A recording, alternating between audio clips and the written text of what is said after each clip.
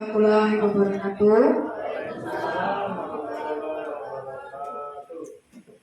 Pertama-tama saya ucapkan terima kasih atas kehadirannya Bapak Ibu guru sekalian. Yang terhormat Bapak Kepala Sekolah Pak Sabta Nugraha yang sudah berkenan hadir pada kegiatan pada siang hari ini. Yang saya hormati Bapak Ibu guru kelas rendah dan kelas tinggi yang tergabung dalam SD Negeri 17 Tanjung Pandan. Baiklah, hari ini sebelumnya kita panjatkan puji dan syukur kita atas kehadiran Allah Subhanahu wa Ta'ala, karena atas berkat rahmat dan ridhonya jualah kita masih diberikan kesehatan, kesehatan dalam mengikuti acara pada hari ini. Baiklah, untuk membuka acara kita bersama-sama kita membaca basmalah.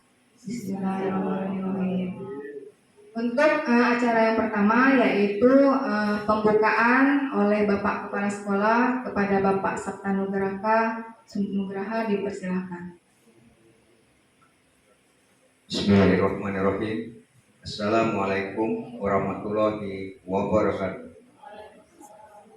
Yang saya hormati Bapak dan Ibu guru SD Negeri 17 Tanjung Pandan.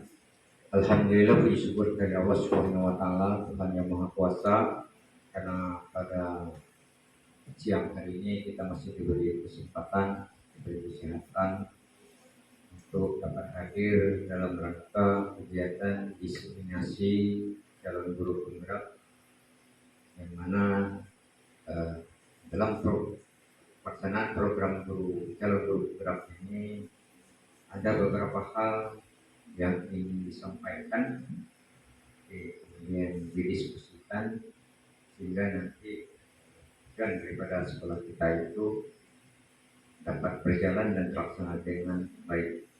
Pak Ibu, bahwa diseminasi budaya positif merupakan salah satu tugas dari calon guru penggerak modul 1.4 ya. Ada pelatihan pendidikan guru penggerak angkatan ke-7. Jadi adanya angkatan ke-7. Jadi mungkin materi yang disampaikan adalah perubahan paradigma dari stimulus respon teori kontrol. Jadi artinya Bapak Ibu, bagaimana ketika disiplin positif 5 kebutuhan dasar manusia, yaitu termasuk keyakinan kelas dan segitiga restitusi. Materi yang luar biasa yang dapat diterapkan sekolah untuk mewujudkan merdeka belajar. Dengan mengubah paradigma kita sebagai pendidik dari stimulus respon ke teori kontrol, kita menjadi lebih humanis memandang anak itu, sehingga hubungan sosial pendidik antara murid itu dapat terjalin dengan baik. Kita berharap bahwa budaya disiplin di sekolah kita itu nanti dapat terwujud, kemudian dengan memahami 5 kebutuhan dasar manusia, baik itu hubungan sosial pendidik dan siswa, akan lebih baik karena dengan memahami latar belakang, jadi latar belakang siswa, potensi siswa, bakat siswa, bakat, minat dan kemampuan mereka. Kita berharap pula bahwa ke depan kita dapat siswa-siswa kita itu memiliki karakter yang baik, kemudian bagaimana mereka menghargai nilai-nilai dalam kehidupan sehari-hari baik di sekolah maupun di masyarakat. Kegiatan ini pertama kemarin sudah dilaksanakan pada tanggal 29 Januari 2023 oleh Ibu PLT. Nah, pada kesempatan ini dilaksanakan diseminasi yang kedua oleh Pak Muhammad Mustiar Pratama dengan Ibu Deni Oktaria pada hari ini Sabtu tanggal 4 Februari 2023. Jadi alhamdulillah sekolah kita itu memiliki tiga calon guru penggerak, dan nanti diharapkan bahwa dapat saling berbagi, saling mengisi, sehingga bagaimana budaya positif yang akan diterapkan, diimplementasikan di sekolah kita itu dapat berjalan dengan baik. Mungkin Bapak Ibu, semoga penyampaian materi melalui diskusi dan simulasi ini dapat terlaksana dengan baik. Saya akhiri mungkin itu yang dapat saya sampaikan. Mohon maaf atas segala kekurangannya. Selamat melaksanakan diseminasi dan diikuti. Saya akhiri wabillahi taufiq wal hidayah. Wassalamualaikum warahmatullahi wabarakatuh.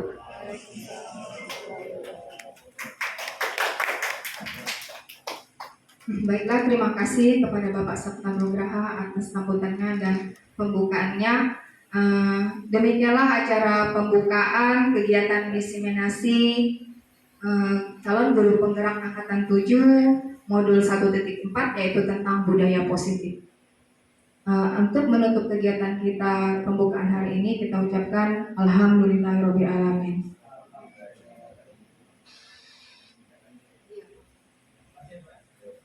Untuk selanjutnya, karena kita punya 2 tempat yang 10 orangnya ada di kelas saya di sebelah di 52.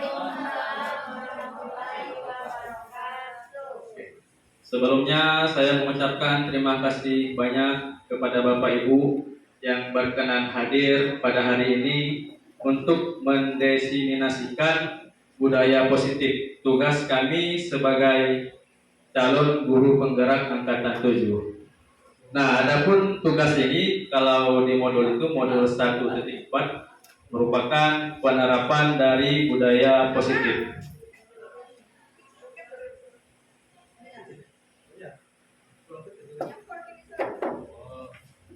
Speakernya kecilin nggak ya? Iya. Ya.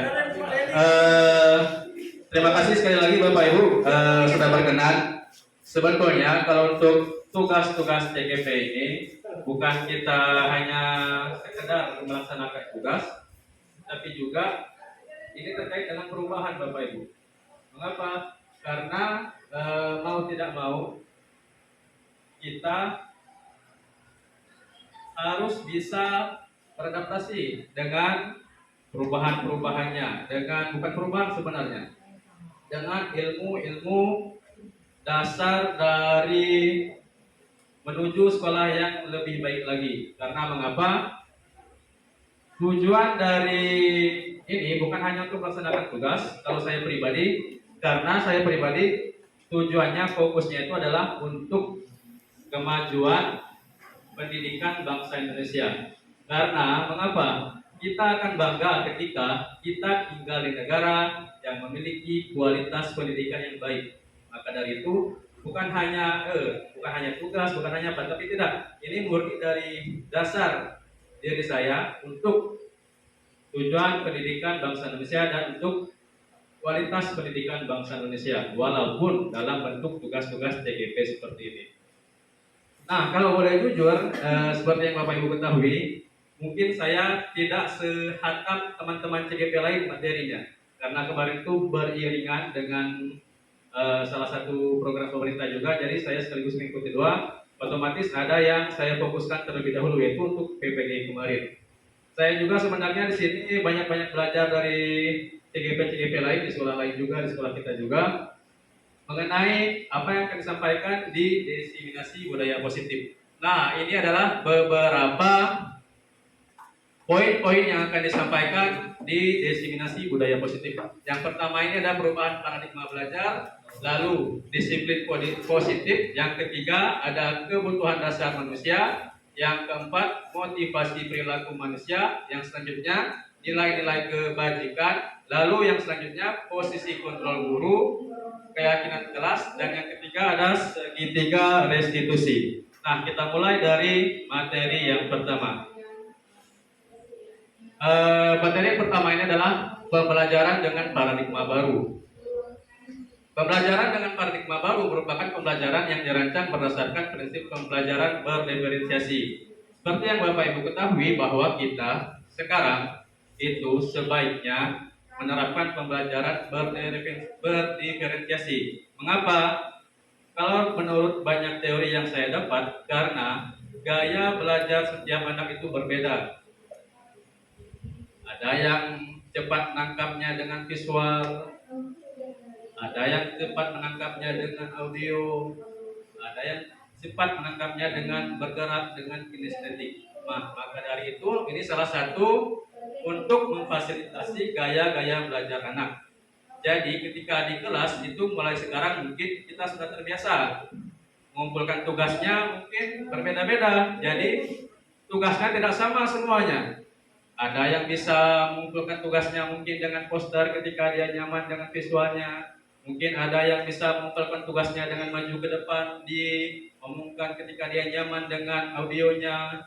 Mungkin ada yang dikumpulkan tugasnya dengan sebuah tarian atau gerakan ketika dia nyaman dengan belajar kinestetiknya. Kita lanjutkan ya Ibu, Bapak. Nah di sini poin yang berikutnya adalah kebutuhan dasar manusia. Adapun 5 kebutuhan dasar manusia itu yang pertama ada bertahan hidup, yang kedua kasih sayang dan rasa ingin terima, yang ketiga penguasaan, dan yang keempat kebebasan, dan yang kelima kesenangan. Nah kalau saya pribadi Bapak Ibu sering menyampaikan kebutuhan dasar manusia yang bertahan hidup. Mengapa? Karena saya sering menyampaikan di kelas kepada anak-anak, tujuan kalian datang ke sekolah, tujuan kalian belajar itu bukan hanya untuk bisa menjawab soal di buku. Bukan hanya itu. Maka saya kembali ke kebutuhan dasar manusia, tujuan kalian sekolah, tujuan kalian berilmu, tujuan kalian berpendidikan itulah salah satunya adalah untuk memenuhi kebutuhan dasar kalian, yaitu bertahan hidup. Mengapa? Karena kalau kalian hanya bisa fokus menjawab soal-soal di buku, di ulangan, jangan bangga kalian bisa hanya sekedar itu. Tetapi banggalah ketika ilmu yang kalian dapat di sekolah, di pelajaran, di kelas, itu bisa kalian manfaatkan di masyarakat.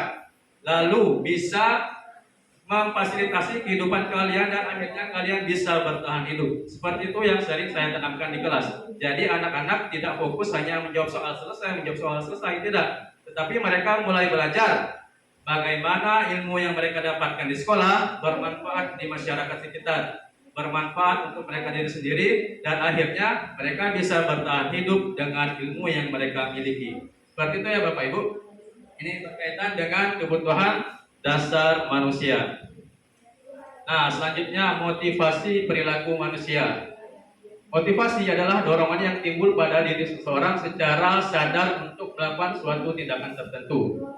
Nah, di sini motivasinya ada motivasi ekstrinsik dan motivasi intrinsik, dari luar dan dari dalam diri. Yang pertama itu ada menghindari ketidaknyamanan dan hukuman. Murid melakukan disiplin diri karena takut dihukum. Nah, ini berarti motivasinya dari luar. Lalu yang kedua, mendapatkan penghargaan dari orang lain.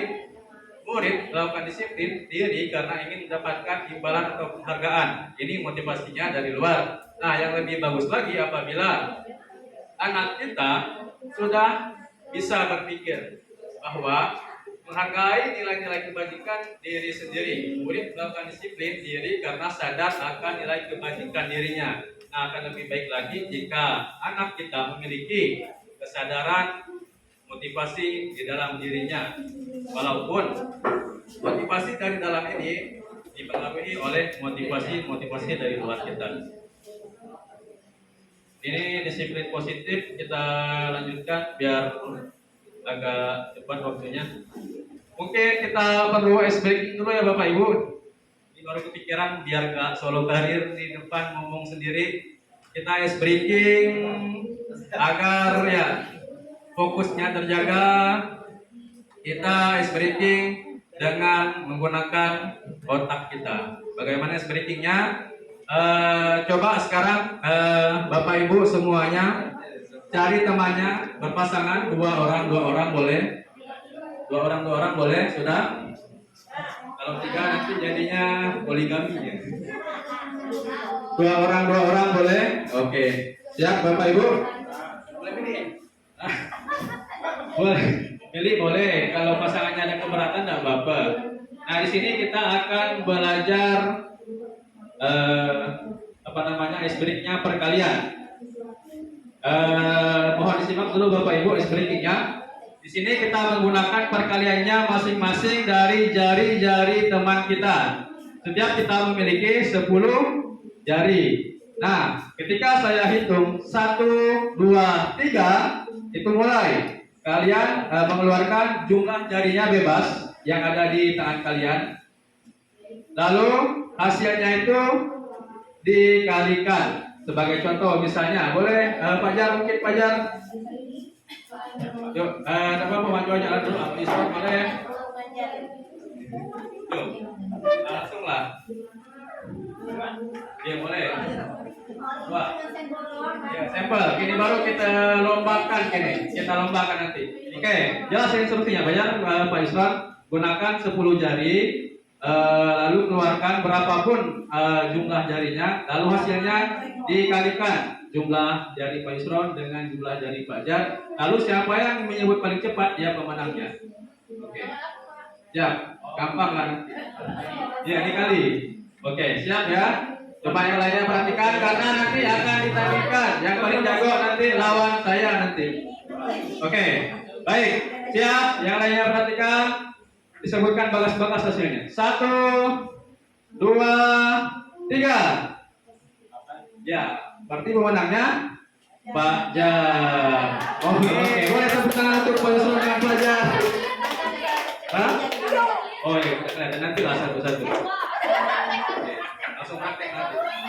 Oke, jelas ya Bapak Ibu, instruksinya dan ice breaking-nya banyak-banyak boleh sehingga yang lebih susah hitungnya. Ya, oke. Siap Bapak Ibu untuk ice breaking-nya? Siap?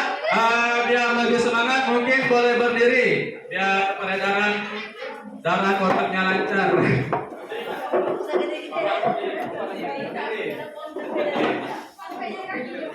Ya. Dua-duanya? Boleh dua-duanya. Boleh dua-dua.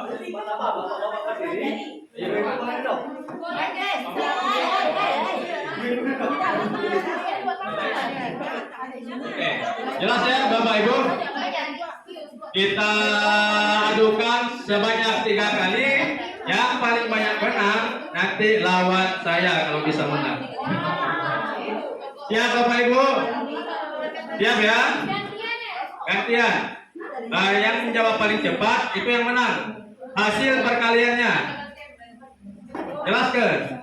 Jelas ya? Kita mulai ya? Kita mulai ya? Baik, siap-siap semuanya. Tangan di belakang dulu, digenggam. Siap, mulai berpikir. Pasti dia tak malu amat yang mendalam. Siap, 1, 2, 3. Oke.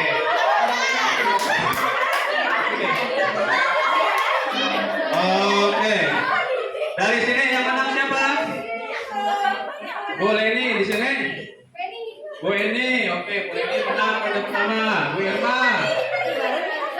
Oh, Sarika, oke, berarti draw. Kita ulang sampai 2 kali lagi. Di sini. Bu Pur, jago. Di sini.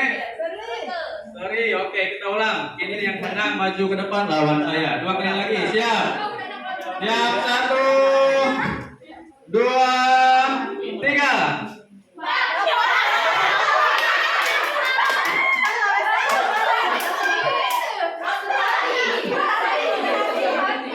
Oke, langsung mulai. Ya, dihitung ya yang menang yang kalahnya Bapak Ibu. Kira yang banyak menang maju ke depan. Ronde terakhir, ronde ketiga yang menentukan pemenangnya. Oke, siap Bapak Ibu? 1. Oke, sekali lagi ya. 2, 3. Oke, dari sini siapa yang menang dua? Bupur. Bupur, oke. Di sini? Di sini siapa? Bu Eni. Oke, untuk mencari finalis. Yang menang 3 kali berturut-turut ada ke? Yang menang 3 kali berturut-turut ada ke? Leni. Oke, boleh nih maju ke depan. Silakan. Oke, Ibu Leni seperti Widiantinya lawan saya. Bonusnya apa? Hadiahnya apa? Hadiahnya nanti boleh nambah masuk. Kalau menang, peraturannya saya yang bikin. Dia yang bikin. Cukup satu kali, oke, seperti tadi lah, menggunakan jari-jari yang ada di tangan, lalu kita sebutkan hasilnya seperti tadi. Tapi cuma satu kali untuk menghemat waktu. Siap boleh nih? Oke, siap.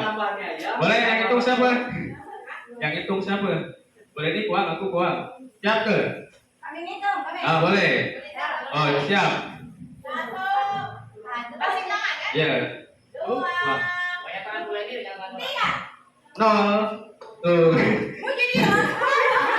Yang menang adalah saya. 9 kali 0 hasilnya 0. Siapa yang menang? Ya, oke. Oke, boleh tepuk tangan untuk Bulan ini, silakan kembali Bulan.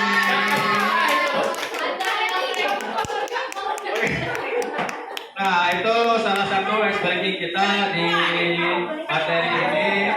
Terima kasih Bapak Ibu, terima kasih Ibu Reni. Itu salah satu intrik Bapak Ibu, karena kemarin kita juga sedikitnya seperti itu, dan karena intrik tadi saya juaranya seperti itu Bapak Ibu. Kita lanjutkan ya ke materinya. Terima kasih untuk Bapak Ibu dan terima kasih yang telah diikuti ice breaking.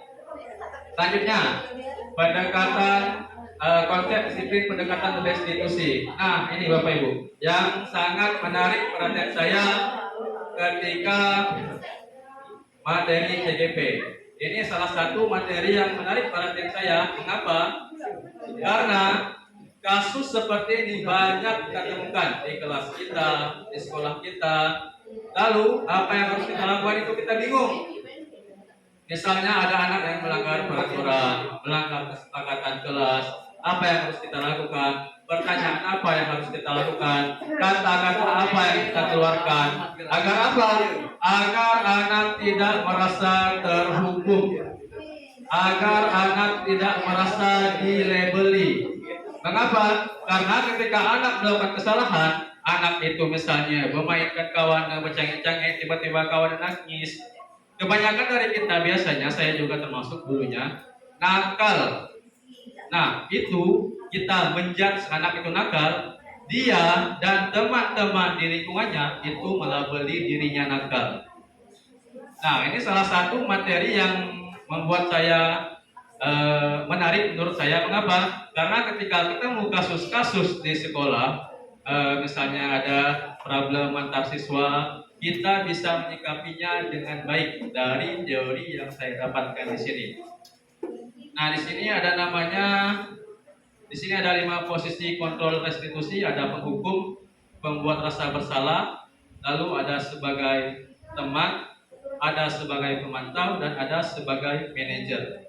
Mungkin agak asing terdengar di telinga teman-teman, tapi di sini kan sedikit saya jelaskan.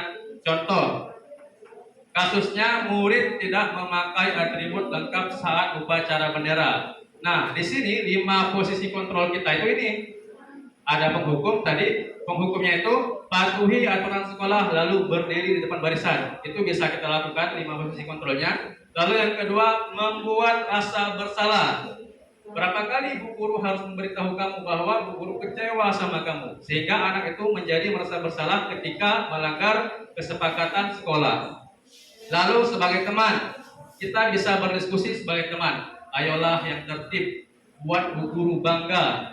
Kali ini tidak apa-apa kamu salah. Ini sebagai teman. Jadi anak-anak itu merasa tersentuh. Kalau bahasa Inggrisnya heart to heart ya. Itu dari hati ke hati agar apa? Anak ini sadar dari dengan menerapkan 5 posisi kontrol ini, insya Allah anak itu perlahan mulai berpikir, oh ibu ini kadang membentuk, kadang saya merasa bersalah, kadang sebagai teman saya memantau. Kamu sudah melanggar, apa peraturan dan konsekuensinya? Kita tanyakan kembali, seperti itu. Jangan anak datang telat gitu. Kalau kayak telat terus tiap hari, itulah judging gitu. Anak itu menjadi dilabeli, anak dan lingkungannya melabeli bahwa anak tersebut gawe telat. Aku tidak akan berubah. Mungkin dengan ini kita bisa pelan-pelan merubah anak-anak yang sering telat tadi. Dan alhamdulillah saya ketika saya selesai PPG kemarin, ketika tahun baru kemarin saya terapkan ini, alhamdulillahnya itu berkurang Ibu. Sebenarnya saya sendiri merasakan, dan inilah mungkin dari teori ini kita berangkat untuk ke sekolah-sekolah. Lalu sebagai manajer, apa kamu tahu sekolah ini kira-kira, apakah kamu tahu kesalahanmu? Kira-kira bagaimana kamu akan memperbaiki kesalahanmu? Nah, dari pertanyaan sederhana inilah kita bisa menerapkan posisi kontrol kita, dan insya Allah mudah-mudahan dengan menerapkan teori ini, anak-anak yang tadinya bermasalah, yang dilabeli dari sebelum-sebelumnya nakal, bodoh, suka telat, mungkin dia akan berubah dan lebih menghargai dirinya, gurunya, dan teman-teman sekitarnya. Mudah-mudahan ya Bapak Ibu. Jadi kalau ada anak melakukan kesalahan, jangan lagi salah, telat, nakal, jangan lagi macam itu kalau bisa. Walaupun saya juga sebenarnya sedang belajar juga Bapak Ibu. Karena mengapa kembali ke awal tadi? Karena saya berharap Indonesia itu memiliki guru-guru yang dapat meningkatkan kualitas pendidikan Indonesia. Sangat bangga Bapak Ibu ketika kita tinggal di negara yang memiliki kualitas pendidikan yang sangat bagus. Ujung tombaknya siapa? Kita, guru-guru. Bukan hanya guru penggerak Bapak Ibu. Kalau apa-apa guru penggerak, enggak ada guru penggerak yang tidak bisa. Kita semua memiliki ilmu ini. Karena kalau nggak mengandalkan guru penggerak, itu nggak berapa jumlahnya dibanding keseluruhan guru yang ada di Indonesia. Tapi mulailah pelajari materi-materi, teori-teori yang berkaitan bagaimana anak merasa nyaman, bagaimana anak bisa berubah, bagaimana anak bisa menyadari kesalahannya, seperti itu. Begitu ya Bapak Ibu. Kita lanjutkan keyakinan kelas. Ini saya yakin kemarin dari semester kemarin kita sudah menerapkan ini, sudah membuat keyakinan kelas, dan Bapak Ibu juga sudah pernah menerapkan di kelasnya apa itu keyakinan kelas dan bagaimana cara menerapkannya. Di sini ada berdiskusi tentang peraturannya, merumuskan keyakinan kelas, dan membuat papan keyakinan kelas. Nah, lalu di depan ini dari saya ambil contoh dari TK Negeri Pembinaan Tanjung Pandan. Keyakinan kelasnya di sini. Ini keyakinan bukan kita yang membuat, tetapi kesepakatan kita bersama murid-murid. Itu. Bukan kita membuat harus datang tepat waktu, tidak. Mungkin kalau kelas rendah, kalau TK itu masih harus banyak diarahkan. Makanya pandai-pandai kita lah mengarahkan bagaimana anak-anak itu bisa membuat keyakinan kelas. Berbeda kalau saya di kelas 6 kemarin ketika membuat keyakinan kelas, mereka dengan lancar menuliskannya banyak sekali keyakinan kelasnya. Satu orang itu bisa 3, bisa 4, bisa 5. Nah, lalu dari itu semua diseleksi. Ada beberapa keyakinan kelas yang kita dapatkan. Dan saya yakin juga bahwa Bapak Ibu semua telah menerapkan ini dan telah melaksanakannya. Kenapa? Karena kalau peraturan nanti anak akan merasa terbebani, akan merasa terikat. Dia menjalankannya dengan tidak sungguh-sungguh hanya karena takut melanggar peraturan. Tapi kalau keyakinan, alhamdulillahnya saya juga sudah menerapkan anak-anak menjadi mawas diri. Mereka sadar akan kesalahan mereka ketika keyakinan ini kita terapkan tadi dengan 5 posisi kontrol, lalu dengan segitiga restitusi. Nah, ini dia. Di sini Bapak Ibu akan praktek segitiga restitusi berpasangan boleh nanti. Apa itu segitiga restitusi? Ya, berpasangan lagi. Oke. Di sini ada 3 poin dari segitiga restitusi. Ada beberapa, tidak kelihatan sini ya. Yang pertama di sini adalah menstabilkan identitas. Nanti ada videonya, contohnya bagaimana. Kita simak bersama-sama agar ketika Bapak Ibu ketemu murid yang memiliki problem, datang telat atau nakal atau apa, kita bisa menanganinya dengan cukup tepat menurut teori ini. Gitu. Lalu ada validasi tindakan yang salah. Lalu ada menanyakan keyakinan. Nah, agar lebih cepat, mari kita lihat bersama-sama di sini video tentang segitiga restitusinya. Perlu catatan ke Bapak Ibu, karena di sini ada tahapan-tahapannya. Ketika kita berbicara dengan siswa yang melakukan kesalahan atau yang tidak mensepakati peraturan kelas, perlu catatan ke kira-kira untuk tahapan-tahapan ini ya. Cuma sedikit sehingga tahapan pertama, tahapan kedua, tahapan ketiga. Kalau perlu tunggu sebentar, saya mengambilkan kertas.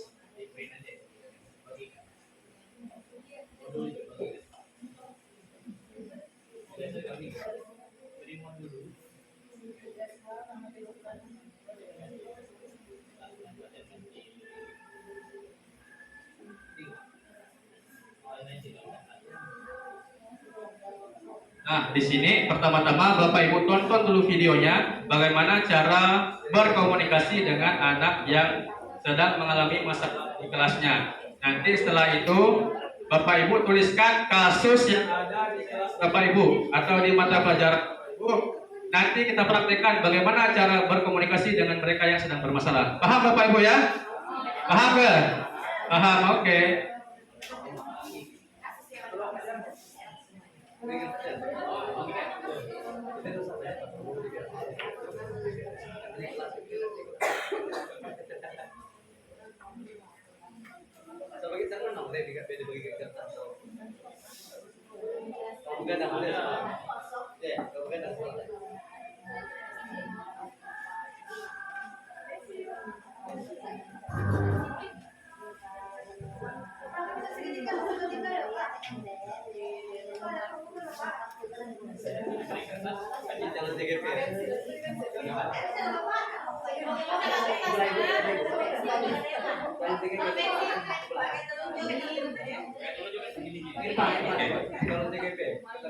Oke, sudah dapat semua Bapak Ibu?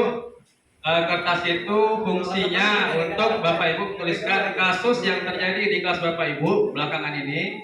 Nanti kita praktekkan bagaimana cara berkomunikasi dengan siswa yang memiliki kasus di kelas kita. Ini nanti dicontohkan di sini. Bagaimana sih cara berkomunikasi yang tepat ketika siswa itu bermasalah? Jangan sampai kita menjadi guru yang menjudge anak tersebut, melabeli anak tersebut sampai dia ketua, dia merasa nakal, dia merasa bodoh, dia merasa selalu tepat waktu. Jangan sampai seperti itu. Oke, silakan disimak Bapak Ibu. Di sini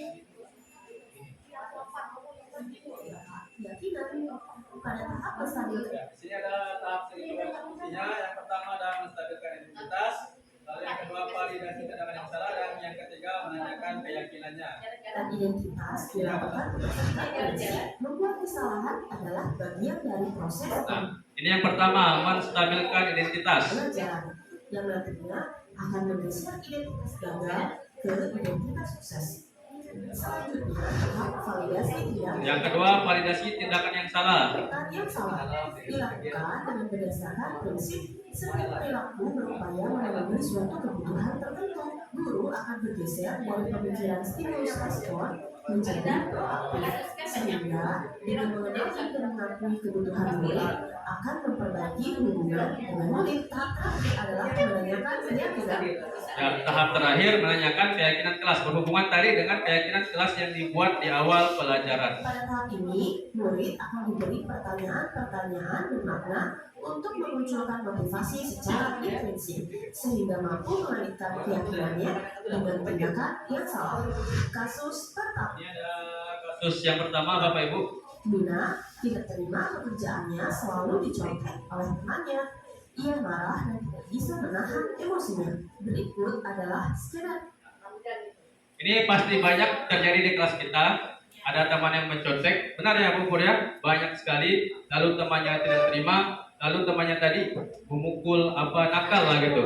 Kita yang biasanya belum tahu apa-apa tentang ini misalnya, itu pasti langsung ini nakal kok tiba-tiba aku macam itu tanpa kita mencari penyebabnya. Nah, dengan adanya segitiga restitusi ini, salah satu teori ini, mudah-mudahan kita bisa membantu anak yang memiliki masalah di kelas Bapak Ibu. Jadi anak-anak juga biar nyaman belajarnya.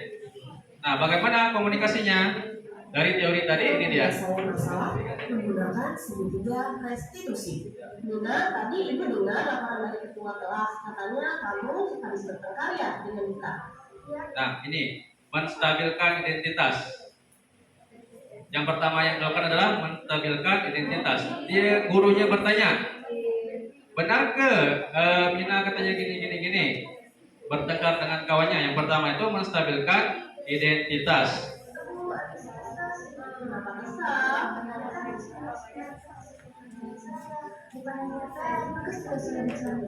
Oh begitu, ya wajarlah kalau kamu marah dan kesal. Nah, Wajarlah kalau kamu marah dan kesal. Di sini jangan kita pancing emosi juga, tapi kita bagaimana caranya agar anak itu tetap merasa nyaman untuk berkomunikasi dengan kita. Jangan kita menjudge anak tersebut, kau udah kuang itu nyakitin kawan. Kalau bisa jangan lagi ya Bapak Ibu, kita ajak komunikasi baik-baik dengan teori ini. Jika ibu ada di posisi kamu, ibu juga pasti akan berbuat hal yang sama. Nah, samakan dirinya. Bapak ajak misal gitu mungkin akan melakukan hal yang sama dengan kalian misalnya. Lalu, apa yang kamu lakukan terhadap Dika? Validasi tindakan yang salah tahapan yang keduanya. Nah, apa yang kamu lakukan tadi kan? Misalnya tadi kita bertanya pula setelah kita ke tahapan pertama, lanjut ke tahapan kedua yaitu validasi tindakan yang salah. Kita tanyakan apa yang dilakukan jadi sampai melakukan itu. Saya marah-marah, Bu. Saya bertemu Dika dan tanpa sadar saya menggeraknya. Dia marah-marah, muridnya dimaki-maki, kawannya yang nyontek digebrak meja. Sementara ketika kita lihat anaknya yang dicontek tadi lagi marah-marah. Nah, sekali lagi kita jangan menjudgment. Oh begitu. Pasti kamu berbuat seperti itu ada alasannya ya? Nah, Ya, Bu. Bisa saja saja. Dia sudah susah payah mengerjakan soal. Tapi kita hanya mencapai. Tidak mau berusaha sendiri. Ya wajarlah kalau kamu merasa marah karena tidak rela pekerjaanmu dicontek begitu saja oleh kita. Ibu sangat menghargai tindakan kamu yang tidak berbuat lebih buruk daripada itu, misalnya memukul. Sekarang coba kita pikirkan. menanyakan ke keyakinan kelas. Kembali lagi ke awal, fallback. Maka dari itu keyakinan kelas itu beriringan dengan apa yang akan kita ajarkan yang kita terapkan dalam pembelajaran. Itu Bapak Ibu ya. Jelaskan untuk segitiga restitusinya. Dari yang pertama tadi, apa yang harus dilakukan dulu, pertanyaannya apa saja. Jelaskan Bapak Ibu. Apa bingung kelihatannya? Nah, silahkan. Kita ulangi sekali lagi, disimak baik-baik agar benar-benar. Restitusi. Silahkan. Nina, tadi ibu dengar laporan dari ketua kelas. Katanya kamu habis bertengkar ya dengan Dika. Ya, Bu. Menstabilkan identitas yang pertama. Dika terus mencari hasil pekerjaan saya. Bukan hanya kalian, terus juga sudah dicari. Oh begitu, ya wajarlah kalau kamu marah dan kesal. Jika ibu ada di posisi kamu, ibu juga pasti akan berbuat hal yang sama. Lalu, apa yang kamu lakukan terhadap Dika? Saya marah-marah, Bu. Saya bertemu Dika dan tanpa sadar saya menggerak badannya, Bu. Oh begitu, pasti kamu berbuat seperti itu ada alasannya ya? Ya, Bu. Bisa saja saja. Dia sudah susah payah mengerjakan soal. Tapi kita hanya mencapai. Tidak mau berusaha sendiri. Ya wajarlah kalau kamu merasa marah karena tidak rela pekerjaanmu dicontek begitu saja oleh Dika. Ibu sangat menghargai tindakan kamu yang tidak berbuat lebih buruk daripada itu, misalnya memukul. Sekarang coba kita pikirkan, tindakan kamu marah sampai menggebrak meja, apakah sesuai dengan keyakinan kelas kita? Menurut kamu, keyakinan kelas apa yang sudah dilanggar? Ya betul. Menurut kamu, saling menghormati antar teman itu penting tidak untuk kamu? Baik, kalau menurut kamu itu penting, jadi keyakinan apa yang harus kamu lakukan pada saat kamu sedang marah? Harus lebih sabar. Kamu bersedia memperbaiki masalah ini? Bersedia. Apa yang akan kamu lakukan untuk memperbaiki masalah ini? Saya bersedia bersabar dan menahan amarah saya. Kalau ada teman yang mencapai, saya akan melaporkan kepada guru mata pelajaran atau wali kelas saya. Ya, tepat sekali tindakan kamu, Lina. Tetap semangat ya. Sekarang silakan kembali ke kelas. Oke, jelas ke Bapak Ibu tahapan-tahapannya tadi, mulai dari tahapan yang pertama sampai ke tahapan terakhir. Jelas? Nah, kalau sudah jelas, sekarang silakan tuliskan kasus-kasus yang terjadi di kelas Bapak Ibu, satu kasus saja, pasti banyak. Oh gitu. Ya udah, beberapa nanti kita bukan hanya kasus, tapi diskusikan dengan teman sebelahnya yang akan maju ke depan, karena nanti akan ke Bapak Ibu praktekkan bagaimana cara menerapkan segitiga restitusi. Mungkin dari pertanyaannya sudah bisa di checklist, mungkin dibuat daftarnya, mulai dari menstabilkan identitasnya, bagaimana cara bertanyanya. Ya silakan Bu, ada pertanyaan? Siswa yang biru kita. Ya betul. Siswa yang Ada contohnya sebenarnya selanjutnya nih, tapi karena berhubungnya waktu, kita ambil salah satu saja. intinya sama kan dibuat tindakannya sama. Jadi ya penanganannya sama. Jadi siswa yang dirugikan pun tidak merasa dirugikan dia ketika kita menerapkan segitiga restitusi ini. Itu teorinya. Dan juga itu untuk pelaku pencontekan tadi dia akan sadar bahwa dia melanggar keyakinan kelas yang mana tadi dari memvalidasi tindakan dari awal tadi. Itu Bapak Ibu ya? Ya boleh? Ya boleh. Kelas tunda kayak kelas 1 kelas 2 gimana? Kasusnya apa dulu misalnya? Kayak itu misalnya Iya, contek. ya. Kemudian Jadi apa lanjut saja? serius nih. Kemudian Ya. kasus kan biasanya udah kayak menurut. Iya betul. Bepiato biasanya kan nakal, Iya. salah. Iya. Ya kan? Tapi kadang-kadang dia yang salah tapi tidak mengakui kesalahan dia malah nyalakan kawan. Oke. Kemudian biasanya di bahasanya bahasa ngomong dia Bahasa ngomong. bahasanya kasar. Kasar. Tidak Oke. sopan. Oke. Baik. Oke. Terima kasih Bu Leni untuk kasusnya. Di sini anaknya yang nakal tetapi dia yang menyalahkan. Dengan penerapan segitiga restitusi ini dipanggil satu-satu dulu. Tetapi bukan hanya itu saja. Kita bisa menerapkan 5 posisi kontrol tadi Ibu Leni. Sebagai teman, ketika anak itu mulai berbicara kasar, kita jadikan dia sebagai teman. Sesuai dengan teori tadi, 5 posisi kontrol tadi.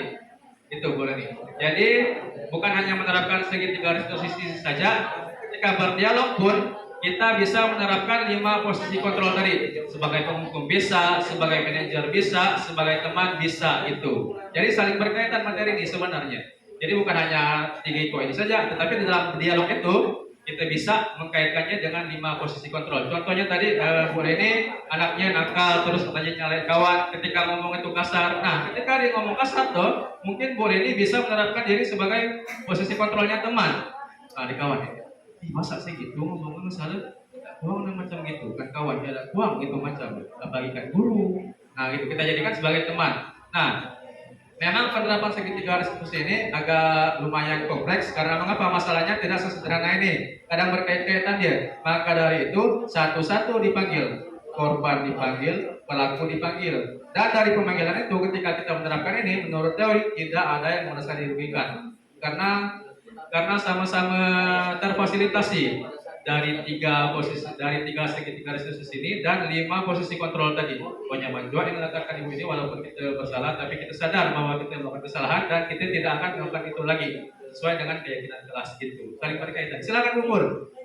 Ya boleh apa-apa. Ya. Ketika kita menasihati dia kita boleh menggunakan kata-kata negatif. Boleh kan? Kalau untuk kata-kata negatif itu ya Bu ya. Ya. Nah, inilah pengalaman yang berbicara. Pertanyaan yang menarik sekali Bu Pur. Kalau saya pribadi, ya benar Bu, benar. Kalau saya pribadi untuk memberikan contoh yang negatif itu sah-sah saja kalau saya. Tapi kalau menurut teori itu tidak dibolehkan gitu. Seperti itu. Memang sih ada gejolak sedikit, tapi ya kita terapkanlah sesuai di lapangannya bagaimana gitu. Gitu. Iya memang susah Bu. Iya benar. Benar. Benar. Saya waktu kuliah pun belajar itu Bu. Jorok marut apa segala. Kita tidak boleh menggunakan kata jangan kata dosennya. Tapi dalam hati saya di dalam Islam ada jangan ini, jangan ini. Jadi dilema itu memang ada, tetapi bagaimana pandai-pandai kita lah mengambil tindakan atas situasi yang ada Bu. Gitu. Kalau menurut saya pribadi saya gitu Bu. Kan Bu boleh memang gitu. Siap Bapak Ibu, ada pertanyaan lagi kah? Kalau tidak ada, kita langsung maju ke depan untuk segitiga restitusinya. Siap ke? Atau nak disiapkan dulu 5 menit lagi? Atau cukup? Ya, biar cepat. Nah, silakan. Cari kasusnya biar apa? Hah? Pakai apa? Pakai Ada. Siap Bapak Ibu. Mulai dari kita buka forpenya biar nyaman.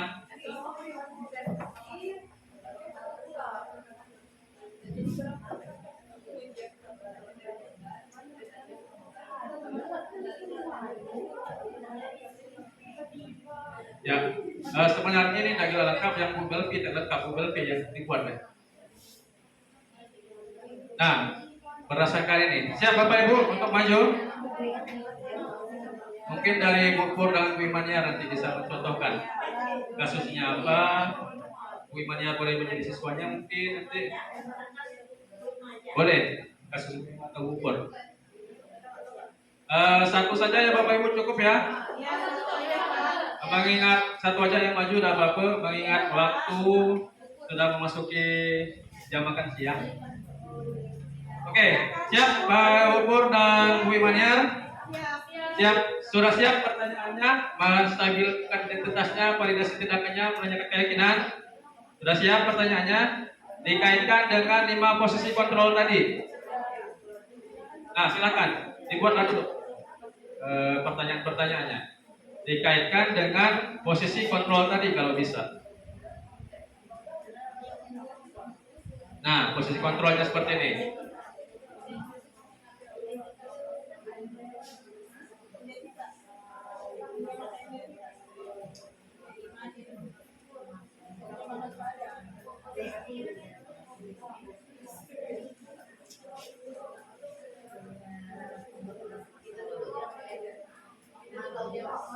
Jangan maju aja, serius benar atau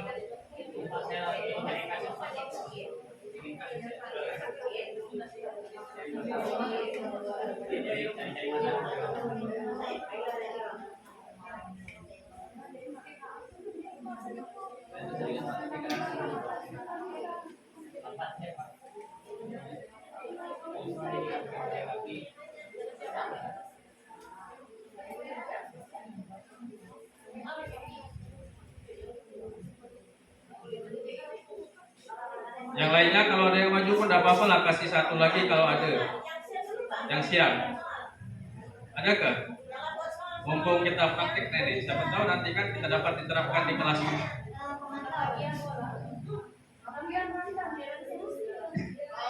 Ayo.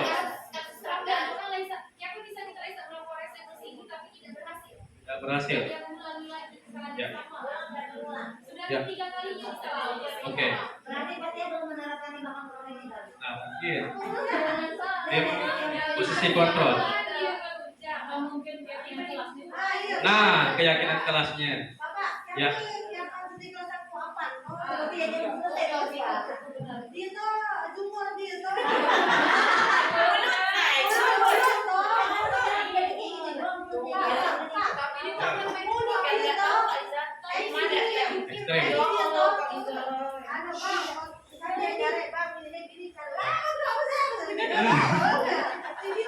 Oke.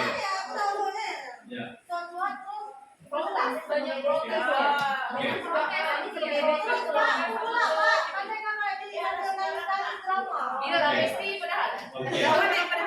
Oke.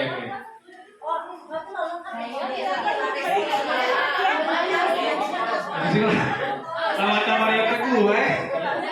Ini pertanyaannya berat. Ya, benar sekali Bapak Ibu.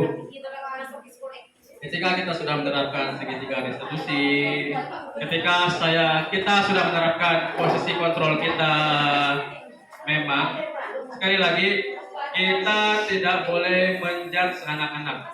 I jumor kone nyabi. Kalau bisa jangan. Tapi kita terapkanlah ini dulu. Kalaupun tidak bisa, karena seiring berjalannya waktu anak itu akan berubah. Karena masih kelas 3, sebenarnya kalau untuk kasus itu banyak penyebabnya Bu nanti. Penyebabnya yang pertama ketidakpercayaan dengan guru mungkin. Karena saya pernah mengalami ketika awal tahun ajaran baru kita masuk dengan nyeleneh untuk mencairkan kelas, itu seterusnya anak-anak akan tidak hormat kepada kita.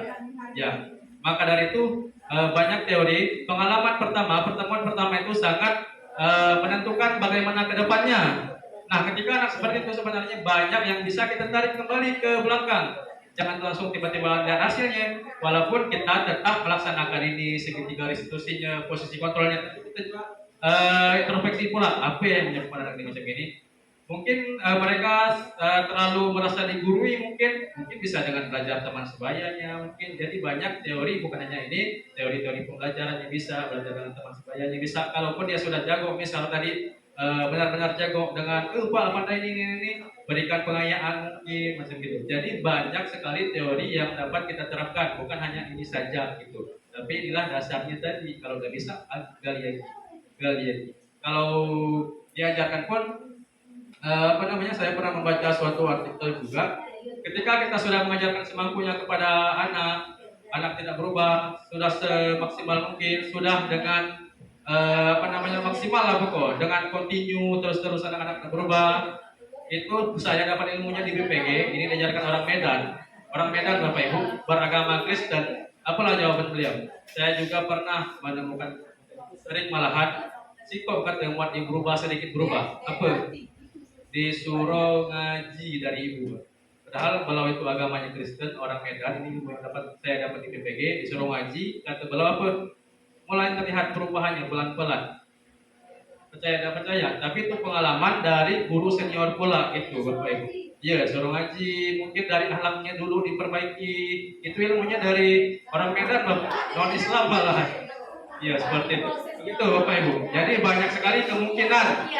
Bukan hanya dari teori-teori ini saja. Oke, lanjut untuk menghemat waktu ya. Langsung maju.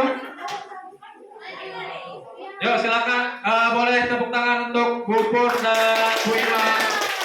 Silakan. Yuk, ada apa-apa? Kasusnya kasus dari siapa? Bu Ima. Bu Ima ceritakan dulu kasusnya. Berarti Bu Ima sebagai gurunya, Bu Pur mungkin sebagai muridnya Bu Pur ya. Untuk menjawabnya. Jadi Bu Ima yang menerapkan ini tadi segitiga restitusinya.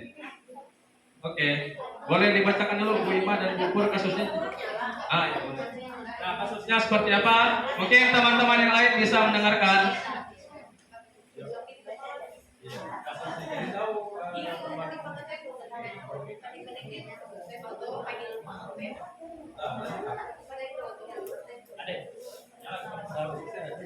Jadi ini kasus terbaru di kelas saya ya, baru terjadi sekitar 2 hari kemarin waktu pelajaran olahraga. Jadi ini anaknya ini kemarin orang tuanya sempat ke saya, orang tua yang merasa disakiti ini anaknya ditendang katanya oleh temannya. Akila Syarifah itu katanya ditendang oleh Prisil.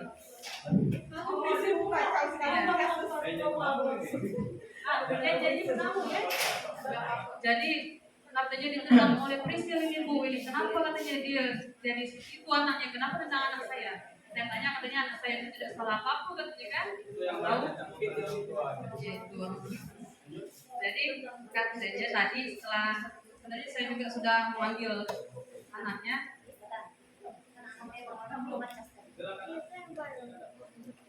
Ya. Ibu Ima sebagai gurunya.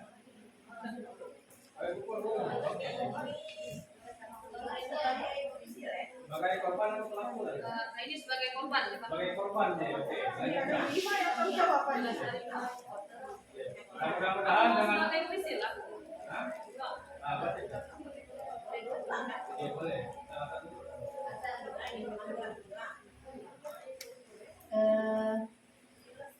Akila, Ibu dengar? Luas, pada ini baru kita Ya, sambil menunggu azan kita break sejenak. Terima kasih Bu Pur. Kembali pun tak apa-apa.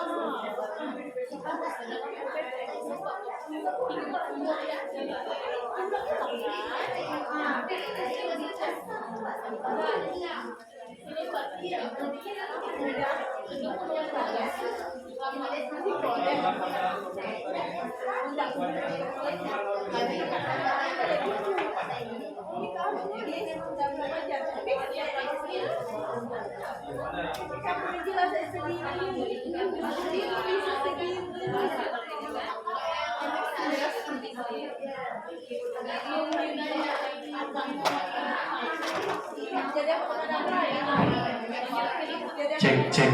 Oke, dan sudah selesai. Mungkin bisa kita lanjutkan kembali Bapak Ibu ya.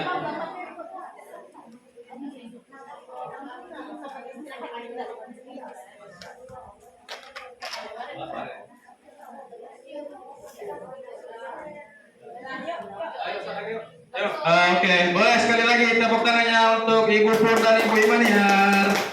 Salah satu contoh penerapan segitiga restitusi dari kasus yang ada di kelas. Silakan.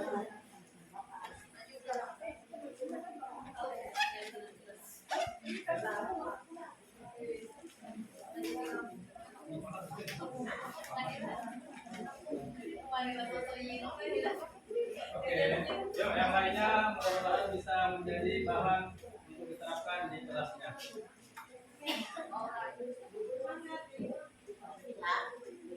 Tadi dengar kamu berkata dengan ada persoalan apa?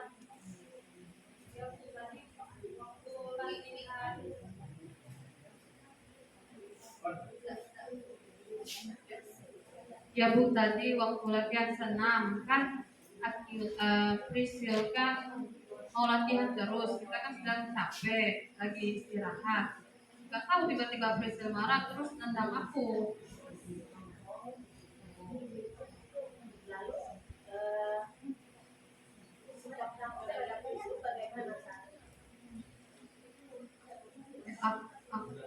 Aku marah sih Bu, tapi tidak sampai mengganggu Prisil juga. Terus aku nangis. Oh, menangis. Ya, mungkin kalau itu juga terjadi pada ibu akan punya sikap seperti itu ya. Karena kita tidak terima, karena kita sendiri tidak salah. Tiba-tiba dia marah dengan kita. Tapi ada baiknya kamu tadi menanyakan hal itu dengan prinsip.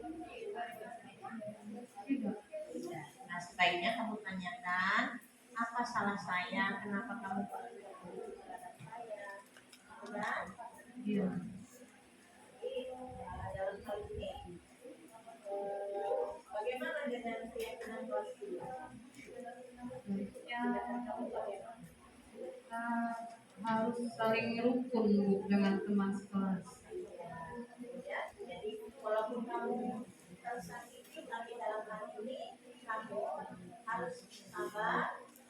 Kita harus tetap menjaga kerukunan kelas, karena dalam menjaga kelas kita kan ada kerukunan kelas, ya. Iya Bu.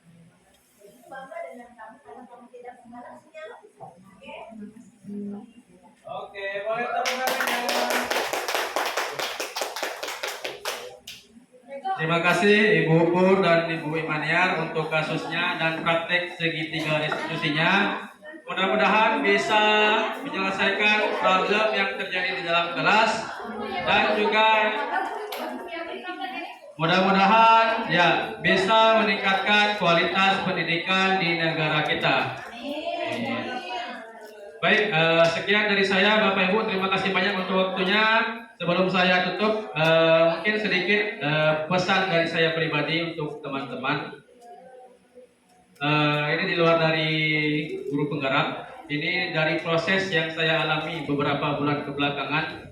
Seperti yang teman-teman ketahui, saya di sini sama kita berangkatnya dari mulai tenaga honor, menjadi CPNS di sini, menjadi PNS di sini, pun mengikuti program PPG sertifikasi juga di sini.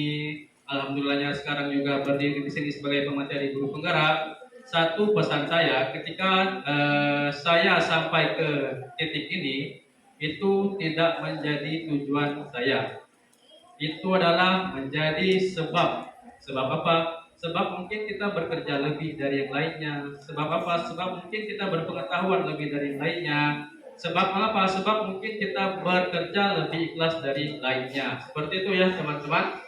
Sedikit pesan saya karena banyak sekali ilmu-ilmu yang saya dapatkan beberapa bulan terakhir, mengikuti program guru penggeraknya, mengikuti program PPG-nya, melatih bagaimana siswa untuk berpikir kritis, peka terhadap lingkungan dan lain-lainnya. Terima kasih sekali lagi untuk hari ini. Sekian untuk hari ini, akhir kata dari saya. Wabillahi taufiq wal hidayah. Wassalamualaikum warahmatullahi wabarakatuh. Oke, Bapak Ibu, silakan makan siangnya mungkin ada di